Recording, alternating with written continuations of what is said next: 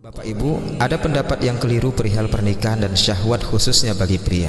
Bahkan ada yang menegaskan bahwa solusi untuk urusan manajemen syahwat satu-satunya adalah menikah. Ini keliru besar jamaah. Jika pendapat ini diterima sepenuhnya tanpa diluruskan, maka dampaknya akan terjadi banyak pernikahan poligami di tengah masyarakat tanpa kapasitas ilmu. Yang penting urusan mengatasi syahwat adalah dengan menikah atau menikah lagi alias ta'adud az-zauzah atau tambah istri. Maka efek negatifnya kemudian akan semakin meningkatnya angka perceraian sebab poligami yang dilakukan oleh oknum yang tanpa ilmu. Padahal menikah sesungguhnya bukan satu-satunya cara. Perhatikan, menikah bukan satu-satunya cara seorang pria beriman untuk mengendalikan kepuasan fitrah syahwatnya, apalagi untuk urusan menikah lagi.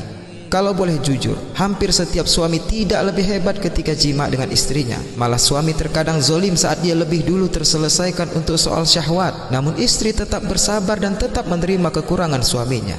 Sehingga kalau ada suami beralasan sebab kurang tertarik lagi pada istrinya, sehingga syahwatnya sulit bangkit di hadapan istrinya, maka tegas saya katakan hati-hati wahai para suami. Bisa jadi Allah telah cabut dari mata anda kenikmatan melihat yang halal, sehingga anda syahwat hanya ketika melihat yang haram, na'udzubillah. Tentu banyak hal yang menyebabkan keberkahan melihat yang halal tercabut dari mata si suami. Maka urusan syahwat bagi pria demi Allah itu hanya urusan yang kecil jamaah. Apalagi bagi pria yang sudah punya istri dan istrinya tidak ada kekurangan dalam hal yang prinsip, sehingga untuk urusan menyelesaikan syahwat maka Rasulullah SAW bersabda bahwa sama saja apa yang ada pada wanita lain dengan apa yang ada pada istrimu, tidak ada beda. Yang berbeda adalah pada istri kita terdapat keberkahan, maka ketika suami syahwat segeralah ia datangi istrinya. Yang membuat syahwat menjadi terkesan besar jelas adalah nafsu dan iblis jamaah. Sehingga ada suami ketika syahwat malah buka handphone dan melihat yang aneh-aneh. Inilah yang akan membuat seorang suami merindukan eksperimen seksual yang ingin seperti dia tonton. Sehingga alasan ibadah untuk menambah istri hanya covernya saja. Namun sesungguhnya alasan terbesar adalah ingin buru-buru merasakan eksperimen seksual yang berbeda. Sehingga ini juga yang terjadi pada mereka yang selingkuh jamaah. Dan ini tidak akan berkah, malah akan membawa musibah jamaah.